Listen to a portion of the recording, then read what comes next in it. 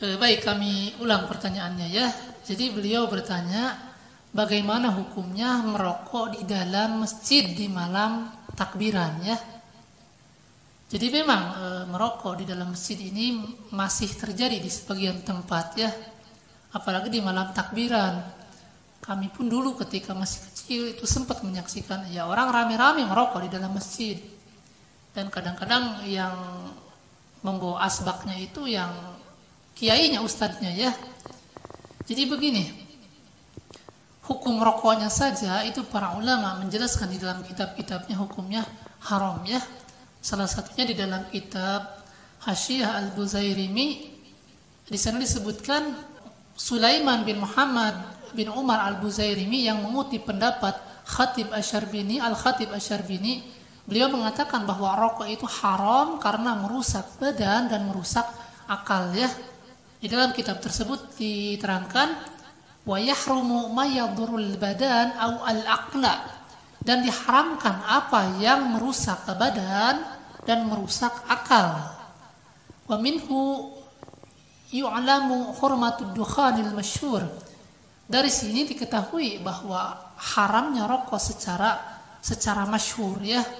Jadi kata beliau, rokok itu haram karena merusak badan dan merusak akal ya. Ini dari kitab para ulama. Tentunya kalau kita membuka kitab-kitab hadis lebih banyak lagi dalil yang mendukung tentang haramnya rokok ya. Nah, kemudian yang jadi pertanyaan, bagaimana hukumnya merokok di dalam masjid? Ya, ini jelas-jelas sekali ya. Merokok di luar masjid saja tadi disebutkan hukumnya haram, apalagi di masjid.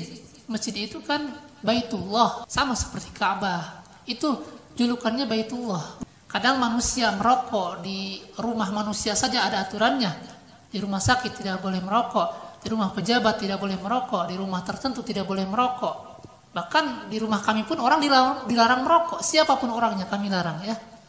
Apalagi di masjid ya. Jadi kalau rumah manusia saja ada aturannya, apalagi rumah Allah. Makanya terangkan di dalam sebuah hadis bahwa masjid itu harus tetap wangi, tidak boleh bau ya. Itu diterangkan di dalam hadis yang diriwayatkan oleh Imam Al-Bukhari yang bersumber dari Aisyah radhiyallahu taala anha. Amara Rasulullah sallallahu alaihi wasallam bibina'il masjidi fid duri wa an tunadhafa wa tutayyaba. Rasulullah sallallahu alaihi wasallam memerintahkan membangun masjid kota di desa, jaga kebersihannya dan jadikan masjid itu agar tetap wangi. Jadi tidak boleh bau masjid itu. Itu diterangkan oleh Al-Hafidz Imam Ibnu Hajar Al-Asqalani di dalam Babul Masajid hadis pertama ya di dalam kitab Bulughul Maram. Itu hadis pertama membahas masalah itu, bahwa masjid itu tidak boleh bau, harus wangi dan kebersihannya harus tetap dijaga ya. Makanya kenapa ketika orang habis makan bawang merah, bawang putih, bawang daun, itu Nabi melarang datang ke masjid ya, karena baunya mengganggu malaikat. Malaikat kabur nanti, orang-orang juga terganggu ya. Diterangkan di dalam hadis yang diriwayatkan Imam Muslim yang bersumber dari Jarir bin Abdullah, kata Rasul sallallahu alaihi wasallam, man aqalal basala wathuma wal qurrasa fala yaqrabanna masjidana. Barang siapa yang habis makan bawang merah, bawang putih, bawang daun, maka jangan sekali-kali mendekati tempat sholat kami. Maksudnya jangan mendekati masjid, kata Nabi. Kenapa alasannya? Fa innal malaikata tata'adza mimma tata'adza minhu banu Adam. Karena malaikat terganggu dengan apa yang manusia terganggu. Jadi manusia saja terganggu dengan bau tersebut, apalagi malaikat ya.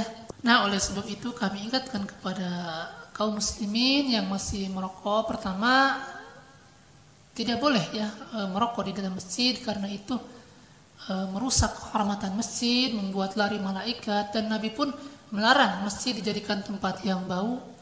Kemudian rokoknya sendiri tadi disebutkan bahwa para ulama mengatakan hukumnya haram ya. Nah, mungkin seperti itu mengenai hukum merokok di dalam masjid ya. Adapun waktunya mau malam takbiran, mau malam apapun ya tidak boleh merokok di dalam masjid ya.